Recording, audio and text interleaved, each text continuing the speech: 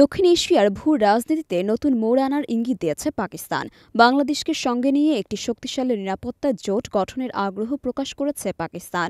সম্প্রতি রাওয়ালপিন্ডিতে পাকিস্তানের সেনাপ্রধান জেনারেল আসিম মনির এবং বাংলাদেশের সেনাবাহিনীর principal staff officer lieutenant general S Kamrul হাসানের মধ্যকার বৈঠকে এই প্রস্তাব নিয়ে আলোচনা হয়। পাকিস্তানের আইএসপিআর-এর বিবৃতিতে জানানো হয়, দুই দেশের সেনাবাহিনী আঞ্চলিক নিরাপত্তা ও সীমান্ত সুরক্ষায় সহযোগিতা বৃদ্ধির ব্যাপারে একমত হয়েছে।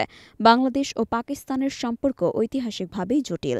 ১৯৭১ সালের মুক্তিযুদ্ধের প্রেক্ষাপটে বিচ্ছেদ হলেও কূটনৈতিকভাবে সম্পর্ক স্থাপিত হয় ১৯৭৪ সালে।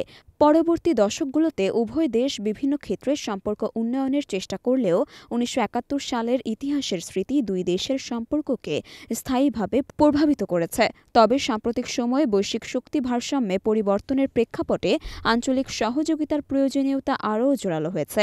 পাকিস্তান সেনাবাহিনীর বিবৃতিতে বলা হয়, বহিস্থ শক্তির প্রভাব থাকা সত্ত্বেও বাংলাদেশ ও পাকিস্তানের সম্পর্ক ভ্রাতৃপ্রতিম হওয়া উচিত। এটি একটি তাৎপর্যপূর্ণ বার্তা, যা আঞ্চলিক রাজনীতিতে দুই দেশের পারস্পরিক সহযোগিতার মাধ্যমে নতুন অধ্যায়ের সূচনার ইঙ্গিত দেয়। বাংলাদেশের জনগণের মধ্যে পাকিস্তানের প্রতি আস্থা তৈরি করা একটি বড় চ্যালেঞ্জ। ১৯৭১ সালের স্মৃতি এখনও অনেকের মনে দগদগে ক্ষত হিসেবে রয়ে গেছে। যদিও বর্তমান বৈশ্বিক পরিস্থিতি ও আঞ্চলিক নিরাপত্তার প্রয়োজনীয়তা বাংলাদেশকে বাস্তবমুখী অবস্থানে আসতে উদ্বুদ্ধ করেছে। বাংলাদেশ ও পাকিস্তানের মধ্যে নিরাপত্তা জোট গঠনের প্রস্তাব একটি গুরুত্বপূর্ণ কূটনৈতিক উদ্যোগ।